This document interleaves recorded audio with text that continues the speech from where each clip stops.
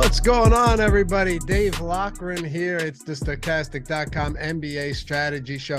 Jordan, this is a Bet365 presenter, huh? Right today? Yeah. Presented by Bet365. And if you're in 4 states that I'm going to mention in a moment, you will get the best promo that I've ever seen. It's dumb to the point where I don't know how they can do it, but they do. And you should do it too. But anyway, first off, I'm Dave Loughran at Lafayette_D on the Twitter, joined by Adam Scherer at Ship My Money DFS. Looking fresh today, man. How you feeling? You feeling good? Yeah, I feel good. Felt like I was getting sick last night, but I don't think I am, so that's good. Yeah, feel good. Drank Pedialyte yesterday, so I'm actually hydrated. Everything's good. Nice. You're not a water. Jordan and I were talking about this before the show. Are you not a water drinker? Not really. Not nearly as much as I should be. I'm not particular about it, as we were saying before the show, but yeah, I just don't drink water as much as I should. Huh. Wouldn't need that cough medicine otherwise. Yeah. No, I drink coffee, and I'm bad about drinking water.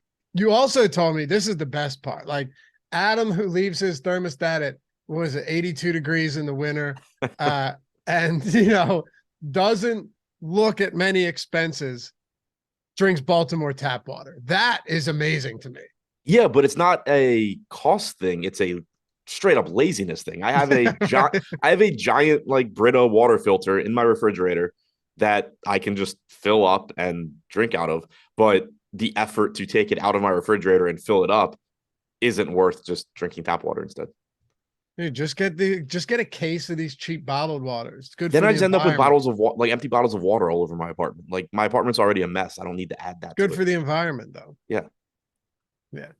I have a trash can right back here. I toss them just right back into the trash can. Yeah, I have a trash can here too, and then I just don't empty it, and then they get piled up on my desk. And yeah, we've had some. I've seen some people I do shows with. You can see the trash can in the background, and it's just like all. Me? No, not you. Oh, I'll say mine's under my desk. You can't see it. All soda cans and just all Coke and everything. Sometimes I feel accomplished when I look back at the trash cans and it's just all water bottles. Right. Yeah, at least you can feel good about that. And a tissue or two. No, I'm kidding. Dude, I tell you what, though. I don't know if you said you're feeling like you're getting sick. What were you feeling? What? Just like a little run down? Yeah, a little run down, just like nauseous. Like I don't know. I think hopefully you don't get that stomach bug. That's what I was thinking. So I'm supposed to go to like a kind of surprise party thing with my friends from back home tomorrow. And so like yesterday I'm sitting there like, man, I never see these guys. It's really going to suck if I'm sick, but I think I'm good. All right. Well, let's talk a little basketball here. I can't and wait. Yes, I do drink milk way more than I drink water. How much? I'm sorry to derail this, guys. Only 4 games, but how much milk do you think you drink daily? And what percent is it? I drink skim, but it depends if it's in my apartment. Like, let's say you have a full gallon at your apartment. Like you wake anytime I'm thirsty, I'll just get a glass of milk. Okay. Really? Like okay. I'm much better if I'm sitting around and I'm like, oh, I'm kind of thirsty. If my option is water, it's like 50-50 if I'm even going to get up and get water, if I'm just be like, whatever. If I have milk, I'll be like, oh yeah, I'll go get a glass of milk. Milk tastes delicious. Let's be honest. I like it. And yeah, I mean, like I used to hate skim milk, but I switched to that. So at least I don't feel like as bad about drinking it. Skim milk's really not that bad at all. No, once you get used to it. You're kind of drinking water anyway. Right. Yeah. It's just milk flavored water. Milk and pasta is the best thing ever. And I don't care what milk and cereal is fantastic. That's ridiculous. Not milk in cereal, but milk with cereal. Yeah. Milk and pasta. Do you agree? Milk and pasta. You ever do that? Milk and pasta is good. Yeah. Really good. Yeah. There's something specific that I like have to have milk with. I can't think what it is. Maybe it is pasta. Well, obviously, like after you eat a brownie or something, but you're not talking about the obvious. No. There's just something where it's like every time I eat it, I want milk, but it could be pasta. What is your take when you're like you're sweating, like you played basketball or whatever? Will you drink milk after that? No, but I do have a weird take for you on this. Okay, check this out. So in the summer, if I'm sweating, like, and I'm just doing so, even you go out, you mow the lawn in the summer and you're doing yard work, you come in, you're hot as shit, right? I want room temperature. All the water in my house is stored in a cab. Everything's room temperature, all the water. Okay, yeah. Room temperature is fine. I prefer cold though. But hold on. let's say it's winter and I go out and I do like strenuous activity and it's really cold out. And you know how like in the winter you do something and you start to heat up outside and then it just feels amazing because it's cold, but you're warm, like Okay, shoveling snow or yeah. whatever. Then I want freezing cold water. So I actually only like cold water if it's cold out and then I start warming up while I'm outside and then come Yeah, in. that makes sense. Yeah, because then you get that like it feels like you're like overheating. Yeah, so I guess that is what it is. But yeah, why? If you come in after a strenuous workout or something, like I love milk after like I exercise. Really? Yeah, which Okay. like even my mom used to make fun of me growing up. I still remember it like specifically. I had a friend over, we're playing basketball outside, and my mom would always make fun of me drinking milk when like after like sports. And my friend comes in, he's like, "Hey, can I get a glass of milk?" She's like, "Are you shitting me? Like, there's more than one of you that does this." If I'll tell you this though, after a workout, there's nothing more. I love to reward myself with a protein shake mixed with milk. Like Yeah, that's a good one. Yeah, it's kind of like a milkshake. You know, it's delicious. But anyway, we got almost 300 people in here already, and we've talked about nothing but milk. So let's talk a little basketball. Happy to have you guys here as always. Hit that 56 likes already, almost 300 people in here. Man, okay, for a Thursday on a 4-game slate, gotta love it. Hit that Milk thumbs with up. hangovers also fantastic. What's that? Milk with hangovers also. I don't know if I've ever done that. I like crave it. Like if I'm hungover, I crave milk, which is really weird. Well, Jordan, I know how to get Adam excited about something. Just ask him milk questions.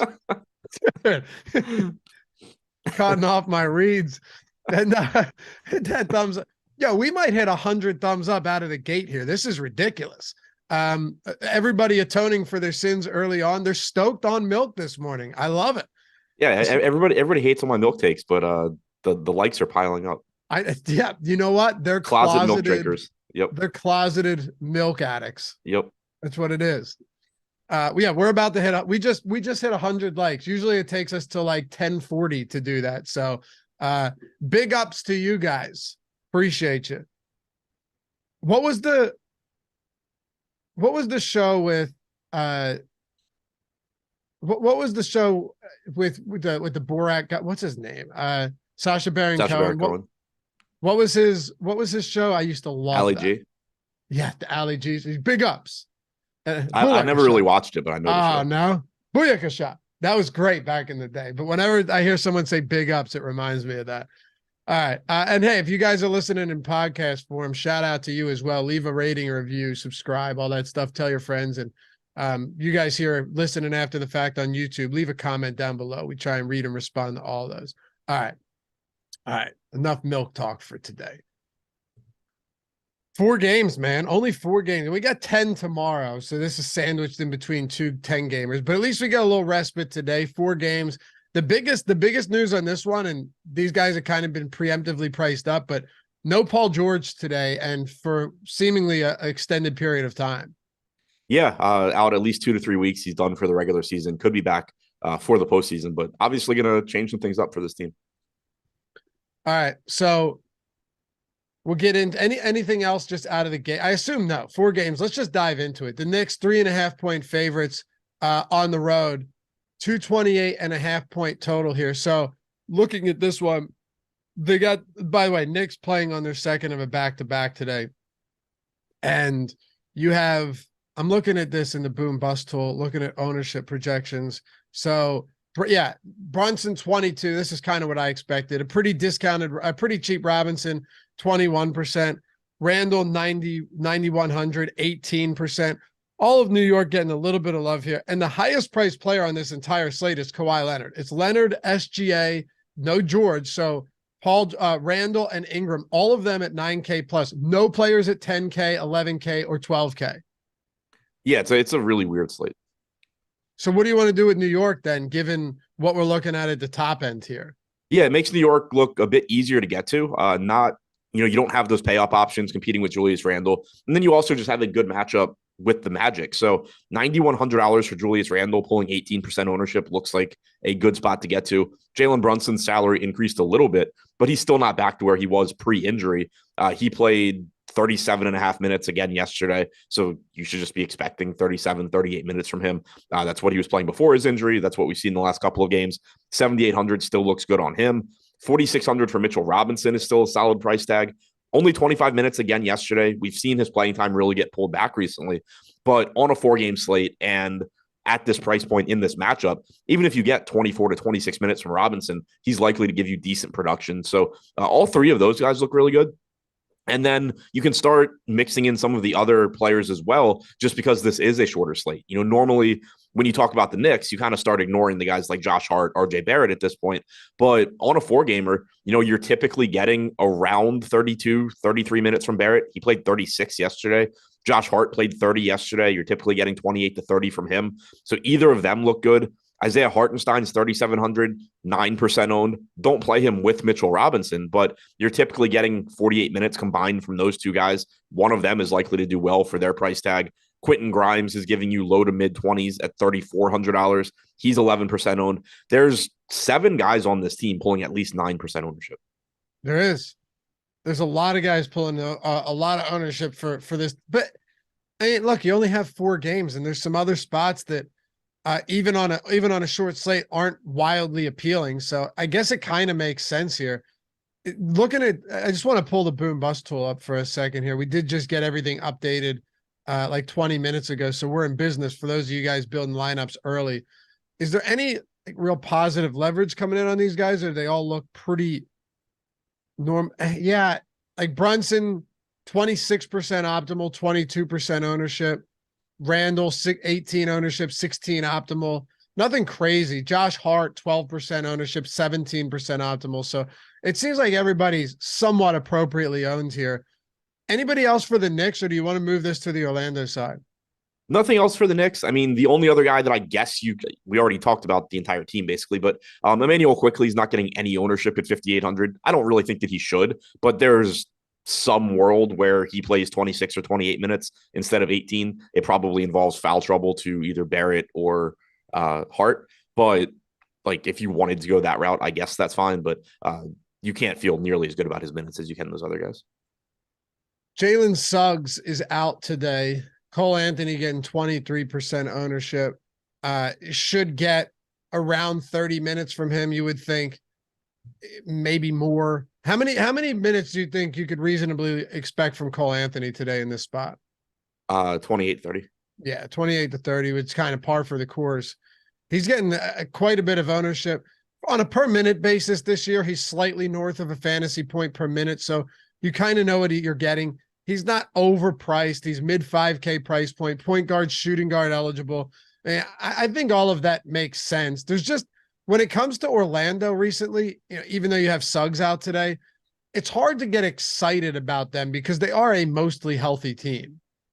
Yeah, Suggs being out does help solidify the playing time for Cole Anthony. We saw 28 minutes 2 games ago. You saw 30 last game. He didn't close last game, so in theory, there's the potential for him to get a couple more minutes. We saw Gary Harris play really well last game. He got those closing minutes. If those go to Cole Anthony, he's getting north of 30, but that's kind of the perfect run out for him. But at 5,600, even getting 28 or 30 minutes, he's going to look good. He's projected to be the highest owned guy on the team at 23%, 21% chance of being optimal. So all of that looks good. But the rest of the starters look good as well. Wendell Carter coming in at 6,900, Banchero at 7,600, Fultz at 7K, Franz Wagner at 6,600. All of these guys just look pretty good. It's not a very appealing matchup, and on bigger slates, you wouldn't be that interested, but you're typically getting north of 30 minutes from Wendell Carter. You're getting low to mid 30s from Markelle Fultz. Same goes for Banchero. Franz Wagner's playing time has been kind of up and down, but he's coming off of a game where he just played 39 and a half minutes. So obviously it's at least possible for him to get huge run. Gary Harris's price tag came up a bit. He's 4,200. So at 3% owned, if you want to take some shots, that's okay. But I don't think he looks nearly as good as those other 5 guys. Okay. Now, if we're looking at someone like Wendell Carter Jr. too,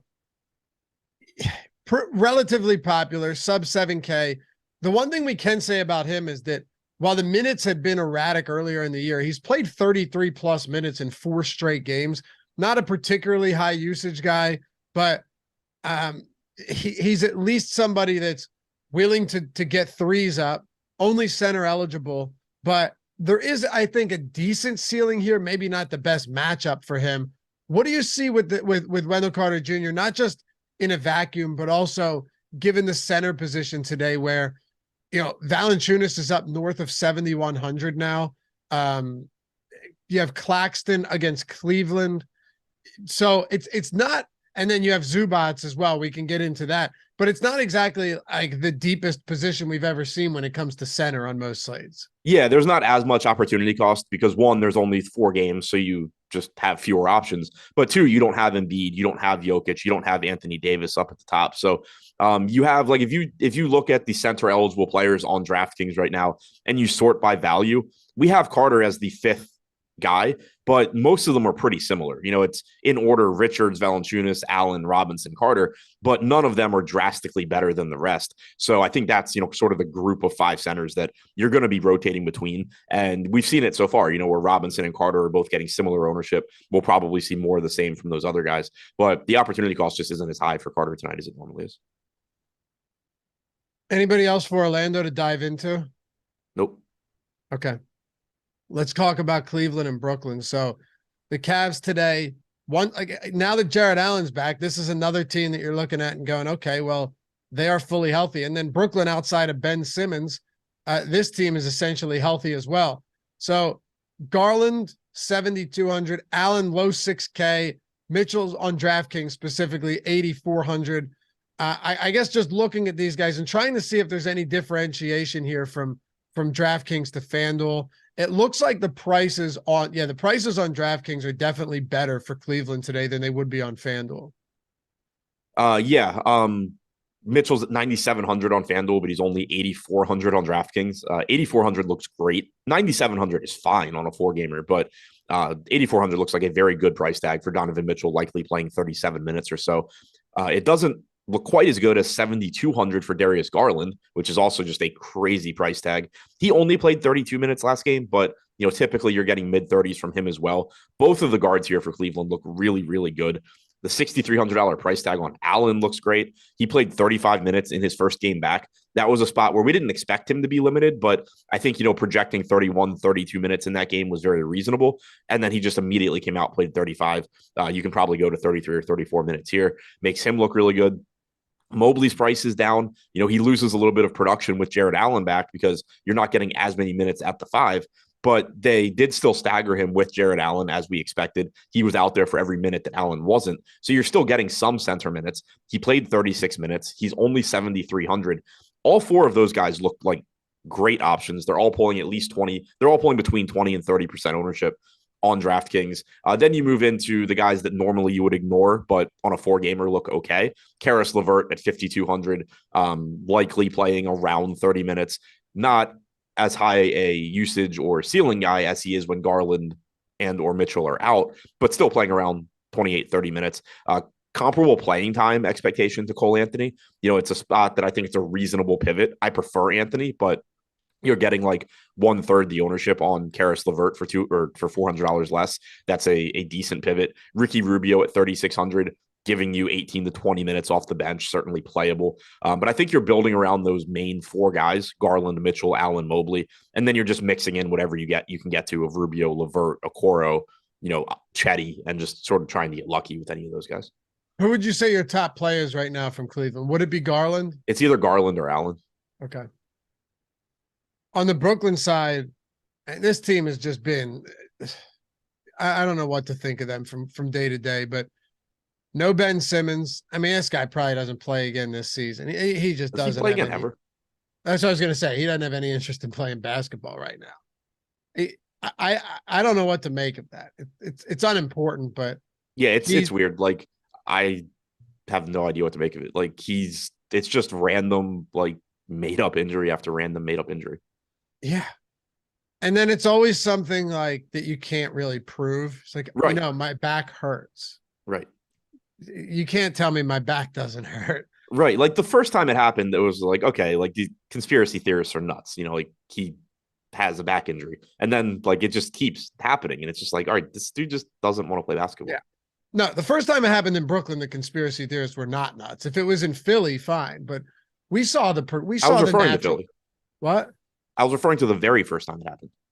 Yeah, but don't you remember what happened though? That was him holding out and saying he wasn't going to play in Philly, and then the back started to hurt once he started. Is that what it was? I was thinking that initially it started hurting in Philly. It was no, he was like, I'm not playing here anymore. Oh, okay. No. It did start hurting in Philly, but I'm saying that was after he had said, I'm not playing in Philly anymore. Oh, okay, got it. Like, remember the trade happened over to Brooklyn and he still didn't play for a little while when he came over there because of that same back thing. Right. Yeah. I remember that. Who knows? I don't know. It's unimportant. Yeah, I mean, we're going to have to. Seth Curry has a positive leverage score today, but I mean, that is such an ugly spot. And the only thing that could happen is that Seth Curry plays 20 minutes and he just gets red hot from three, right? Like he ends, but even when that's the case, if I could throw some examples at you, like 4 for 5 from three against Denver a few days ago, he still had 16 fantasy points and 12 actual points. 3 from 5 for 3 in 22 minutes against Sacramento, 19.75. That might get it done at almost minimum salary, but the window is so small to get there for Seth Curry. I'm only mentioning him because there's not a lot of value screaming at us, and this does have a 4% leverage score. But that it's just one of those spots where like everything needs to literally go perfect for Curry to get you even 20 fantasy points. Yeah, I mean the guy played 9.5 minutes last game. Yeah. Very underwhelming. And he's not going to rack up any counting stats. He needs to hit every shot he takes. So that's ugly. But then the highest owned player for Brooklyn right now is Dorian Finney-Smith. And similarly, he's going to need to knock down the handful of threes that he attempts. And how many minutes does he get at this point? His minutes have been very weird lately. For DFS. Yeah, I mean, he only played 18 last game. That was a game where he was questionable coming in, then he was available to play, but they didn't go to him at all in the fourth quarter. On average, I expect around 26 minutes or so. 3,900 is a decent price tag, but again, you are getting 16% ownership coming into him. He's not a very exciting player. He wouldn't be very popular if this were a bigger slate. So, like, I get why the ownership's there, but also I don't feel very good about it. Yeah, I don't know, dude. I mean, ultimately, he was playing mid to high 30s in minutes, and then it's just come down to like 24, 27 in close games, and then 18. So I don't reasonably think you can be projecting him in the 30s right now, but we'll see. I mean, I get where else do you turn to for Brooklyn today against this Cleveland team? The actual good players. Nick Claxton, Mikal Bridges, I think are the two that I want to get to the most. Claxton at 6,800, only played 28 minutes last game, but does have a path to playing more minutes. He's pulling 12, 13% ownership. He's just another one of these mid-range centers that looks comparable to the others. He's getting a bit less ownership than Allen. I prefer Allen at the cheaper price tag, but Claxton certainly looks decent as well. Mikal Bridges, 13% owned. Used him as a contrarian play the other day. Didn't really work out, but still played 37 minutes. He's only 7,400. Since joining the Nets, he has a 27.8% usage rate, 13.5% assist percentage, 1.1 DraftKings points per minute. The upside is certainly there for him. Spencer Dinwiddie looks decent as well, but he is $900 more expensive. I'm kind of surprised that there's not more of an ownership gap between Bridges and Dinwiddie right now. 13% to Bridges, 11 to Dinwiddie. I thought it would be a little bit wider, but you do have a ceiling with Dinwiddie. 1.07 DraftKings points per minute since joining Brooklyn, 37.5% assist percentage, 23% usage rate. With it being a 4-gamer, I don't mind that, but it just becomes so tough to play Spencer Dinwiddie instead of Donovan Mitchell for $100 more, or play Spencer Dinwiddie instead of Darius Garland for $1,100 less. It just becomes really difficult there. So more so secondary, tournament plays than priorities here. Okay. 2 down, 2 to go. Charlotte and New Orleans. Before we do though, Bet365. Now, here's the thing. Some of you may be excluded from this, but those of you who aren't, it's the best promo you'll ever get. And I mean this sincerely. New Jersey, Colorado, Ohio, Virginia.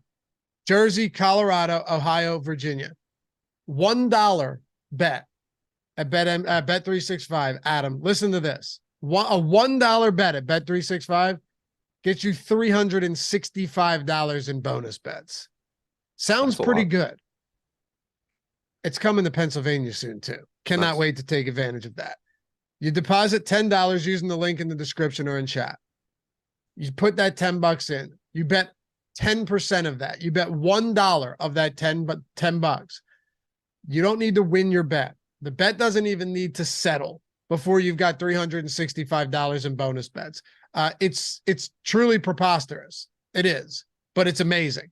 And at the end of the day, you could go on and lose every single bet that you make with those bonus bets and still only be down a single dollar. Think of that. Anyone else in the world, on the street, online, as long as it's not like a Nigerian prince, offers you $365 for $1. You look at them strange. You don't trust it. But then you go, wait a second, that deal is fantastic. I mean, shit, you go, even if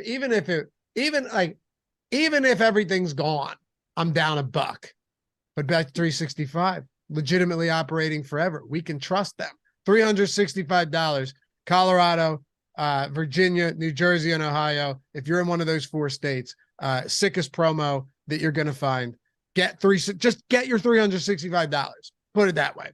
And go win some money. Build that bankroll up. Turn it into 4 or 5 figures. Links in the description. And the link is in the chat as well at Bet365. All right. Let's talk about Charlotte and the New Orleans Pelicans. 225.5 total here. By the way, a lot of relatively low totals in this game. Mark Williams is still out for Charlotte. Let's dig into the Hornets here a little bit. They've been an interesting team lately for a number of reasons, but today you've got 33% ownership, Adam, going to Dennis Smith Jr. You've got 27 going to, a mid 5K Gordon Hayward. Nick Richards at 5K, pulling 20%. And Richards is just one of those interesting pieces because we had seen the minutes all over the place, be it foul trouble or a blowout. Played 26 minutes last game, posted a monster double-double against the Indiana Pacers. Yeah, we've seen the upside for him. He doesn't always get all the minutes that we would like. Sometimes they close with PJ Washington at the 5. They go with, Dennis Smith Jr. over Nick Richards. And even last game, only got 26 minutes, did deal with a little bit of foul trouble in the first half that probably cost him a couple of minutes. But at 5K, if he's going to play 26 to 28 minutes, there is plenty of upside for him. He's getting 21% ownership, 19% chance of being optimal. Just another center where the ownership looks pretty much correct. 5K works. No like real hot takes on Nick Richards. He just looks fine. Okay. Any thoughts on Dennis Smith Jr. today? 33%. So with Dennis Smith Jr., it's a tricky spot because 5,100 is a decent price tag. You're typically going to get like 25, 26 minutes. And if he plays 25, 26 minutes at 33% owned at 5,100, I don't really care to get that much of him. But the reason that it's risky not to play him is if you get one of those games where he plays 30 minutes, he's going to look really good. And those games happen when they close with Dennis Smith Jr. instead of Nick Richards with those lineups with PJ Washington at the 5, which they certainly could elect to do here. So Dennis Smith Jr. looks okay as a value. I am a little concerned by the ownership. We do have him with a 30% chance of being optimal as well, but I'm a little concerned by the ownership there. But he does project well and does have a path to getting more minutes than normal. Do you think it's worth considering setting a rule to not have Dennis Smith Jr. and Nick Richards in lineups together, given Smith's ownership? The one I did the other day was max 2 of Dennis Smith Jr., PJ Washington, and Nick Richards. The flaw with that, especially on a 4-gamer, but the flaw with that is Dennis Smith Jr. gets more minutes also if like Terry Rozier or Kelly Oubre get in foul trouble. So it's not like he only gets more minutes if something happens with Washington or Richards in the closing lineup. So I don't love setting that rule. If you did, though, I definitely wouldn't want to do the max 1 because I think that's just limiting it a little bit too much. You could do max 2 just because the closing lineup, if everything goes according to plan, is going to have Dennis Smith Jr., Terry Rozier, and Gordon Hayward a very, very high percentage of the time. And then you're just getting 2 of Richards, Washington, Smith. But with it only being a 4-gamer, I don't think I'm even going to set that just because, like I said, you could get Oubre or Rozier foul trouble, injury, whatever, and Dennis Smith Jr. is getting more minutes anyway. Yeah, that makes sense. How else do you want to approach this team then with Hayward? We haven't talked about him yet. And by the way, none of these guys, I thought that you might see like heavy negative leverage on some of these guys in the boom bust tool, but all of them are pretty much right where they should be. Some of them like Oubre and even Jones have some positive leverage. Where else do you want to attack the Charlotte Hornets today? Yeah, getting to some of the, getting to Terry Rozier at 8,200, I think looks interesting. He's not like I prefer getting to Donovan Mitchell. I prefer getting to Darius Garland, but so does everybody else. And as a result, you only have 11% ownership coming into Rozier. That's about half of what we were seeing on DraftKings for Mitchell. It's closer to a third of what we were seeing for Garland. So that is somebody that's playing a lot of minutes, and the upside's there for him. You're typically getting 36, 37 minutes. Same goes for Kelly Oubre, shooting guard, small forward at 7,500. He's projected to go a bit under owned here. 9%, 8.5% projected ownership, 13% chance of being optimal. He's playing really big minutes as well. Both of those guys look interesting to me at relatively low ownership. Gordon Hayward at 5,700 looks good. That's just a cheap price tag for somebody playing, 33, 34 minutes typically at small forward. So Hayward and Richards, I think, are Hayward, Richards, and probably Smith are the guys you get to the most. But I like using Rozier, Oubre, and Washington as contrarian plays. On the other side, you got the New Orleans Pelicans, another kind of interesting team here. This game on a number of levels is interesting, but not a lot of ownership going to the Pels today. Joval, though, I think we got to start here. Even at 17%, which doesn't seem that high because I know his price point has come up. This guy is positive leverage, 20% optimal today. If you look over on FanDuel, you've got Joval at 8K. Little bit different there. Still, a higher optimal score than ownership, but that gets a little bit dicey. I will say, looking though at his recent games, they blew out San Antonio. They were up by 36 points, ended up winning that game, like zero problem. Joval still played a lot of minutes, and the bench cleaned up the final 5. Like, he was on pace for another 33, 32-minute game. So I don't know if this is fool's gold, Adam, and maybe it is. But what I can say is that Joval hasn't been playing 26, 27 minutes lately.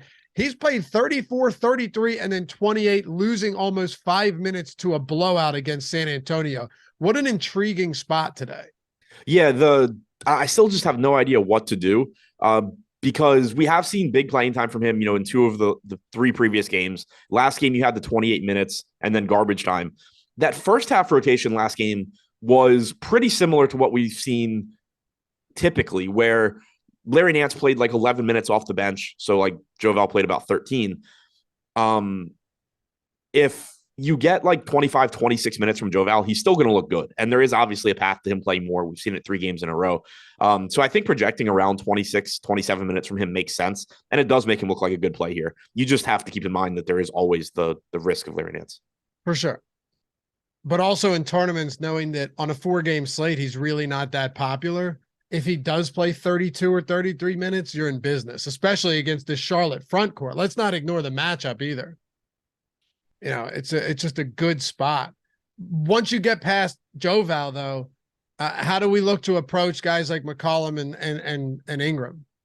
Yeah, I mean, McCollum and Ingram both look good. Price tags have come up a bit, so that's keeping the ownership down. 9K now for Brandon Ingram, 8,100 for McCollum. But assuming this game's competitive, you're getting big minutes from both of them. Should be in the 36 to 38 minute range. Clearly a good matchup as well. So happy to get to them where I can. It's just that when you think about some of the other mispriced players, you can see why the ownership wouldn't be quite as high as you might expect. When you have Darius Garland and Jalen Brunson, much less expensive than CJ McCollum. When you have, Kelly Oubre, 1,500 less than Ingram. When you have, Donovan Mitchell, 600 less than Ingram. It's good plays, but they're not going to stand out as the best plays on the slate. So last game, Jackson Hayes once again wasn't in the rotation. Mop-up duty, 5 minutes at the end of the game. Given what you said about Larry Nance, do you have interest in getting some of him for tournaments at close to minimum salary? Yeah, he's playing through an injury. The problem with caring about that, because I've seen it come up a bunch in chat, he's playing through an injury. He mentioned it was bothering him. He's not going to have a press conference and tell everybody he feels great when he starts feeling better. He's playing through it. And so it is logical to say, that's why Joval's been playing more. Maybe it is, maybe it isn't. But that doesn't also necessarily predict anything for today's game. And I mentioned it when we were talking about Joval. In the last game, in the first half, where the game was competitive, because you can't really read much into the fourth quarter since half of it was garbage time. In that first half, Larry Nance played 11 minutes. If you were to get a rotation where Nance plays 22 minutes, Joval plays 26, Nance is going to look good at 3,600 if he gets those 22 minutes. Jackson Hayes wasn't in the rotation last game outside of garbage time. Neither was Billy Hernangomez. So if you're getting 48 minutes split between Joval and Nance, which is what we saw last game, and it's what we mostly saw the prior game, one of them almost has to be a good play because you're like, let's say you get 24 minutes apiece. Larry Nance is almost definitely good at 3,600. Joval might be good at 7,100. If you get 30 for Joval, 18 for Nance, you probably don't want Nance, but you sure as hell want Joval. If you get 26 for Nance, 22 for Joval, you probably don't want Joval, but you want Nance. As long as you're getting a 48-minute split here, one of these guys almost has to be good as long as the game ends up being competitive. Any other thoughts on the Pels before we wrap this up with the Thunder and Clippers? That's an interesting game with Paul George out. Yeah, $4,300 Josh Richardson, I think at 9% owned is a somewhat interesting value play. I don't love it, but at least he's not getting a ton of ownership. The wings with Trey Murphy and Herb Jones should get plenty of minutes, but their prices have come up. So I think it's, Joval, Ingram, McCollum are the guys I actually feel Ingram and McCollum are the guys I feel comfortable about.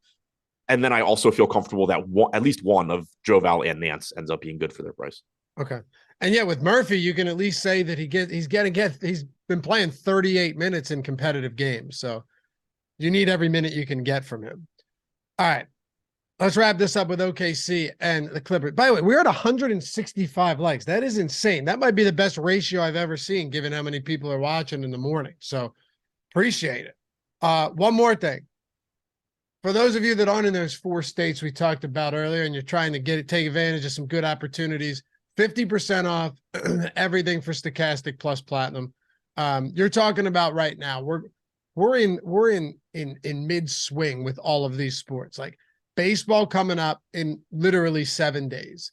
You've got basketball right now coming down the home stretch. You've got March Madness. You have NASCAR, PGA, MMA, XFL, all of these. We got tools for everything, whether it's the ownership projections, the top stack tools for all of the stacking sports, the boom bust tool, you name it, player projections, all of the projected stats and data, the lineup builder, the lineup generator, across the board, top to bottom. You're getting 50% off everything when you click the link in the description or the one in chat.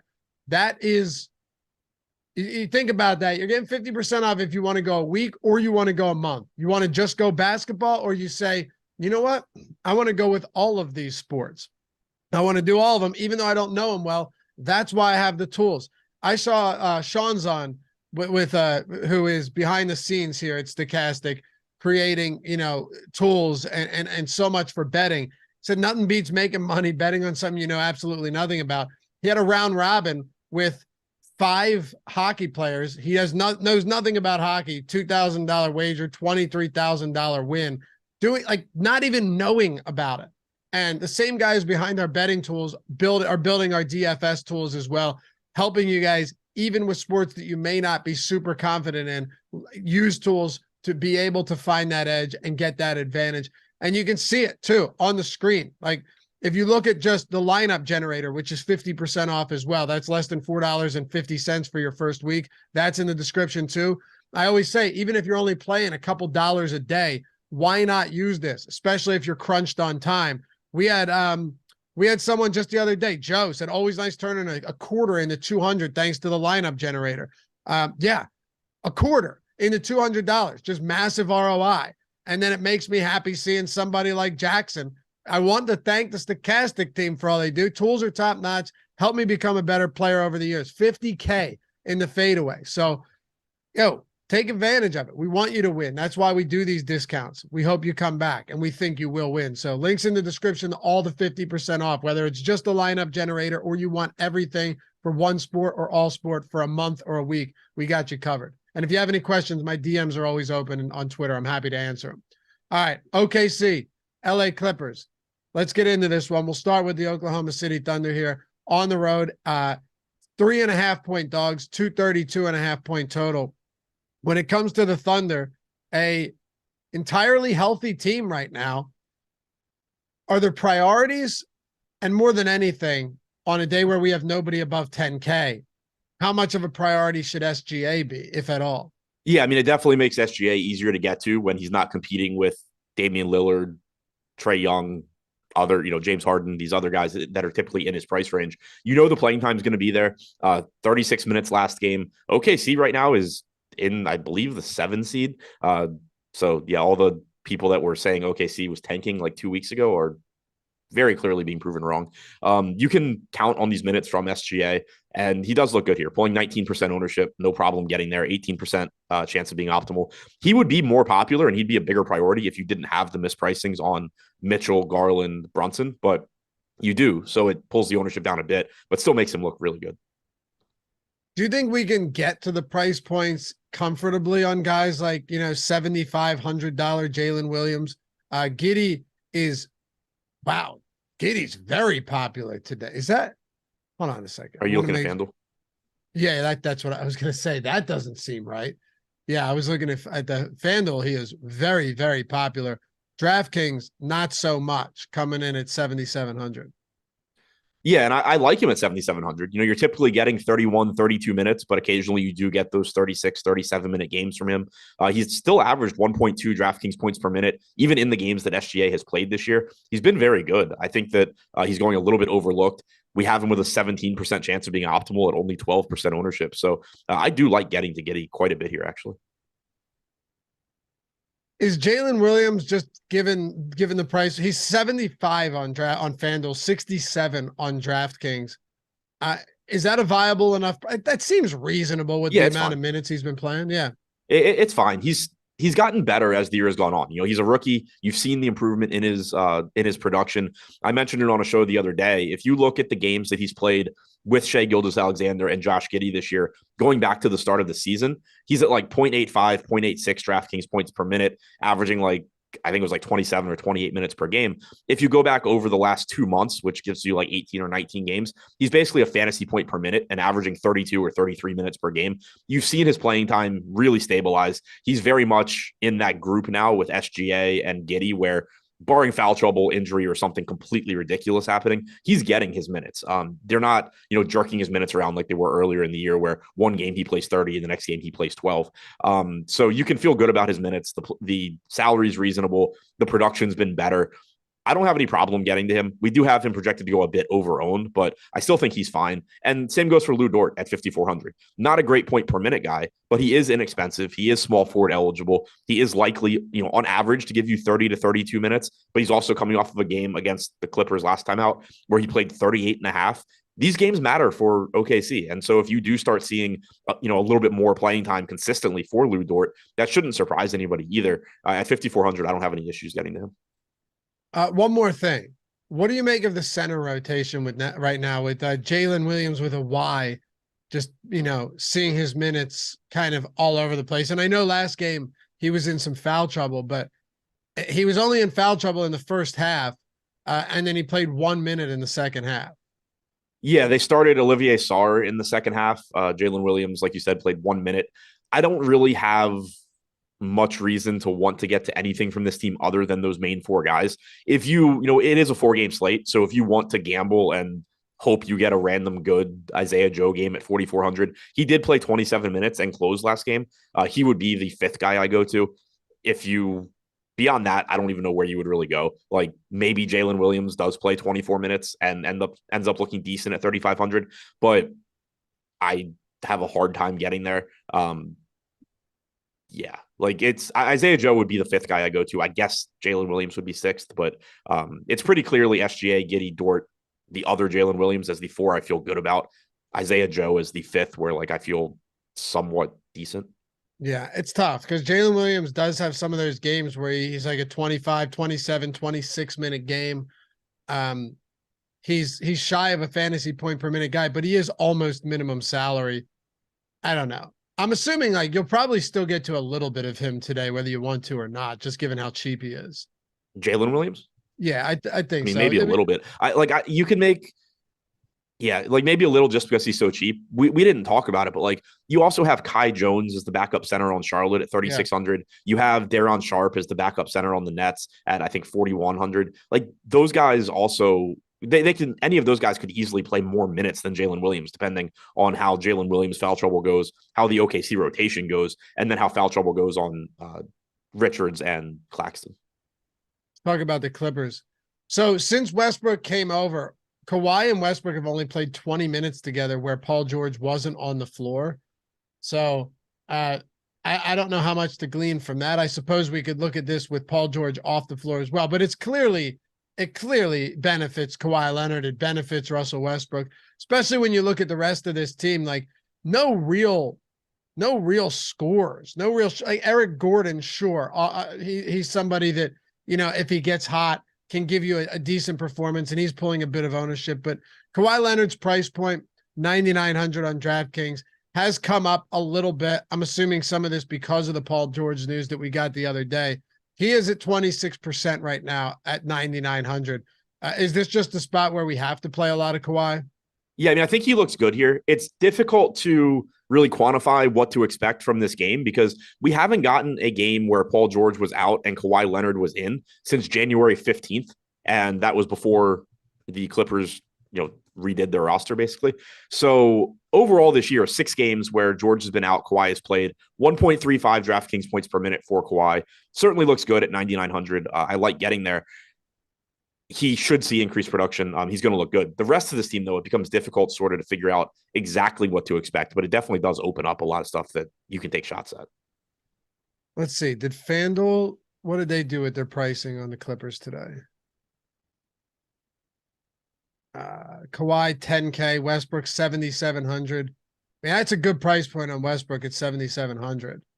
Yeah, it is. 7,900 on DraftKings. You expect more playing time from him too. We've seen since he joined the Clippers, we've seen sometimes he closes the game, sometimes he doesn't. Typically gives you like 26 to 28 minutes. I would expect that you just see more playing time out of him here without Paul George.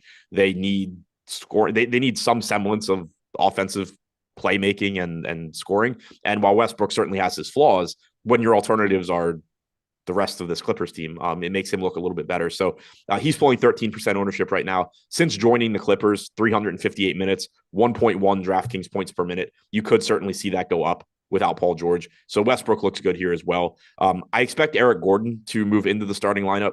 He is 5,300, shooting guard, small forward eligible, probably gives you 30, 32 minutes. They would like him to take on a bigger scoring role, I would imagine, without George.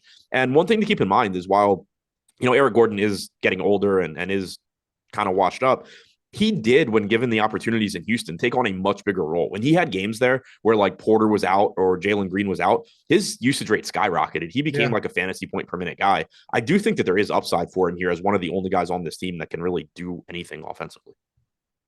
Yeah, because then you start getting into like the Batum types, the Marcus Morris, whose price has come up since we last spoke about this team in the same matchup.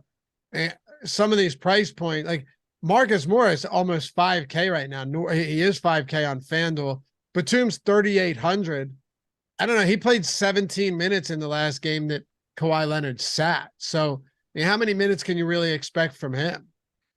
Batum is probably anywhere from like 18 to 26 minutes. There's a really wide range there. I would guess that he probably plays low 20s on average. So at 3,800, if you take some shots there, that's fine. The problem is that like the rotation can go multiple ways. And this is kind of what I was getting to when I said we don't have a good blueprint for this. Kawhi is going to get his minutes. Westbrook likely gets his. Eric Gordon likely gets his. Zubats likely gets his. And what he doesn't play is Plumlee. But those final minutes, they have guys that can play multiple positions. So you can get Terrence Mann out there more. You can get Batum or Morris out there more. You could get Robert Covington at 3K flat playing more minutes than we expect. Yep. Played 7.5 minutes last game. But in the Clippers previous games where Kawhi was out, we had Covington step into the rotation. He played, or that was, I guess, 3 games ago. I'm trying to find it now. Covington played 22.5 minutes 3 games ago against Orlando when Paul George was in and Kawhi was out. That's probably the best proxy that you're going to find for like what to expect rotation wise here. You got 37 minutes in that game from Westbrook. You got 31 from Gordon, 31 from Marcus Morris. But Covington was the guy off the bench. 22.5 minutes for him. You got 18 from Mann. You got 17 from Batum. On average, I think it's likely that Covington plays a couple less and Batum plays a couple more. But it's just, I expect it to be a hot hand situation for that final spot outside of Zubats, Leonard, Westbrook, and Gordon. And to some extent, Gordon. So Anything else to get to with Paul George out for the Clippers? I think we just covered all of it.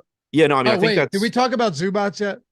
We didn't. I don't think it changes a lot for him. I still expect around 28 minutes from Zubats, around 20 from Plumlee. At 6,100, it does make Zubats another reasonable center play. He is projected to go a bit under-owned here. 8.5% ownership on DraftKings, 14% chance of being optimal. You know, if you're going to get people just going to more Nick Claxton, a bunch more Jared Allen, a bunch more Wendell Carter, I get it. I don't think those are mistakes, but it does open the door for Zubats to be a bit under-owned here. All right. Well, it's still very early in the day, and I just want to get rid of this filter, close this one out. Appreciate you guys hanging as always. I'm just looking. If you had to pick a favorite value play on this slate, I'm not sure there's any real like dirt cheap options that stand out right now.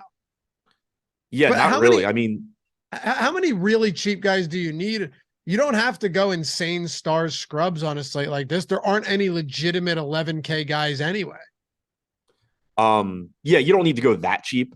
I mean, there is still the potential value, you know, that like, you know, Covington ends up having a big game or Jalen Williams has a big game or whatever, but you don't need to go as cheap just because you don't have those payoff options. And also because the mid-range is really soft in pricing. Like you'd have to, those cheap value plays would become more appealing if you had tight pricing on all these guards. And like Donovan Mitchell's 9,600, Darius Garland's 8,800. But you know, you have a $7,200 Garland, $7,300 Brunson, Nick Richards at 5K if you need value. Like it does, the soft pricing in the mid-range makes it pretty easy to make lineups too. All right. Crush 200 likes. Thanks, guys. Also, I mentioned it yesterday, the Chalkboard app. We're all hanging out in there talking betting. DFS, the app is free. Just link in the description. The service is always going to be free. We're giving out a bunch of Odd Shopper and Bet Pro premium memberships yesterday after certain bets hit, sweating everything together. Everybody just wanting to kill DeMar DeRozan yet last night too. But that's besides the point. It's free. Help us build a community. We got about 500 people in there right now. It just started last week, so we're growing it. Thanks to the help of all of you guys. Come join it. Everything's free. Will always be free in there. And the app is free. It's going to be the gold standard when it comes to talking sports betting and fantasy and everything else. You can sync your sports books. All the box scores are built into it. Very fun stuff. If you're not there, join us. Have some fun. There's almost 600 of you in here right now. I know some of you want to hang out after these shows outside of these insane chats in YouTube. So let's do it. And follow Adam at Ship My Money DFS. Me at Lafayette _ Exactly, Jazzy. Nothing like winning and suffering together. Yeah, damn right. And look, chat. Everyone's saying how great it is. Helms, Hannah, Jazzy. Yes, Chalkboard's awesome. Hopefully you guys come join us.